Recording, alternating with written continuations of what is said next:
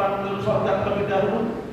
Lalu kemudian Allah Subhanahu wa Ta'ala di hadapan itu orang menanyakan tentang apa yang dilaporkan, tentang apa yang dibuka di hadapan Allah Subhanahu wa Ta'ala. Sekalipun di kehidupan dunia manusia bisa menghindar, manusia bisa ngeles, manusia bisa tidak mengaku, akan tetapi kelak di hadapan Allah Subhanahu wa Ta'ala tidak ada satupun manusia yang bisa mengelak atas apa yang diperbuatnya di kehidupan dunia. Semuanya akan jujur apa adanya. Lalu kemudian orang-orang yang bangkrut itu sekalipun membawa banyak amal ibadah, sekalipun membawa banyak pahala dikala atas amal yang diperbuatnya di kehidupan dunia, nanti pahala-pahala itu, amal-amal itu akan diambil oleh Allah Subhanahu wa Ta'ala, lalu kemudian diberikan kepada orang yang menuntutnya.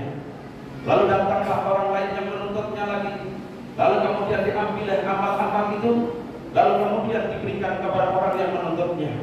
Jikalau masih ada lagi yang menuntutnya di hadapan Allah Subhanahu wa Ta'ala dan amal-amalnya itu telah habis, maka dosa-dosa dari orang-orang yang menuntutnya akan diambil, lalu kemudian dilemparkan kepada orang tersebut, dan selanjutnya orang tersebut akan dilempar ke jurang nerakanya Allah Subhanahu wa Ta'ala. Inilah sebuah kebangkrutan yang teramat sangat para jamaah. Maka dari itu, setelah kita memperbaiki hubungan kita dengan Allah Sang Maha Pencipta, selama bulan yang dinanti-nantikan dari awal Rajab, kita diajarkan untuk berdoa mohon kepada Allah, Allahumma barik lana fi Rajab wa Sya'ban wa balighna Ramadan. Kita berharap akan diberkahi di bulan Rajab saat masuknya bulan Rajab.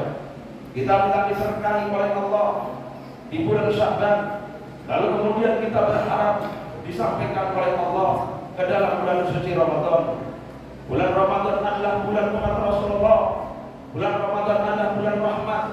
Bulan Ramadan adalah bulan ampunan. Bulan Ramadan adalah bulan taubat, yang selama sedang penuh sungguh-sungguh mendekatkan dirinya kepada Allah Subhanahu wa Ta'ala dengan berbagai amal kebajikan.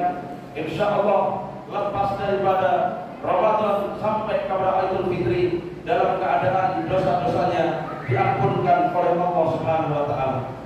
Dan ketika diibaratkan bayi yang terlahir ke muka bumi ini dalam keadaan suci, mari bersama-sama jangan pernah kita kotori lagi dalam urusan kita kepada Allah maupun dalam urusan kita kepada sesama umat manusia. Allahu Akbar, Allahu Akbar, Allahu Akbar, walillahil hamd.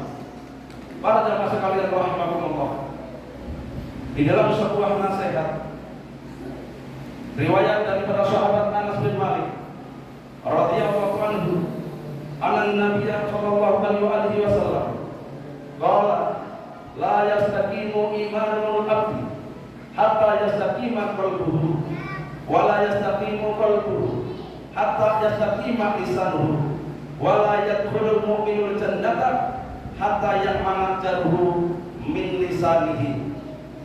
Tidaklah tegak sebuah keimanan seorang hamba hingga tegak hatinya, dan tidaklah tegak hati seorang hamba hingga orang itu tegak lisannya. Dan seorang mukmin tidak akan dimasukkan dalam surganya Allah hingga tetangganya aman dari lisannya. Dari betapa luar biasanya urusan manusia dengan manusia para jamaah, Rasulullah memberikan nasihat dengan sabdanya, tidak tegak sebuah keimanan, iman tidak akan tegak sehingga tegak hatinya, dan hati pun tidak akan tegak sehingga tegak lisannya. Dan seorang mukmin sekalipun dia beriman tidak masuk surga hingga tetangganya aman dari lisannya. Artinya apa? Hingga orang tersebut mau rukun sama tetangga, hingga orang tersebut mau damai dengan tetangga, hingga orang tersebut mau bermasyarakat dengan baik, mau bersaudara dengan baik. Karena jikalau seseorang menyimpan sebuah kebencian, menyimpan sebuah dendam kepada sesamanya, menyimpan kebencian dan dendam kepada saudaranya, ketahuilah hidup ini hanya sementara. Dendam yang terpendam dalam hati, kebencian yang terpendam dalam hati, selama dendam dan kebencian itu masih bersemayam dalam hati sanubari kita, jangan pernah berharap doa-doa kita sampai kepada Allah. Jangan berharap ibadah-ibadah kita mendapatkan ridho dari Allah Subhanahu wa taala.